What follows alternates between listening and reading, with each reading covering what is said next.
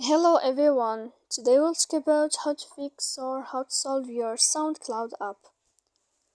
To know how to fix or how to solve your SoundCloud, you should just go to settings as you see and you click here. After that you will enter to apps, default apps, app settings. Here in this list you will enter to the window of SoundCloud. When you find this page, you will enter to the window of Force Stop and you click OK. Here we'll enter to the window of storage. Then you will click on clear cache. And in the end, you can turn off your phone. So please don't forget to support us by like and subscribe.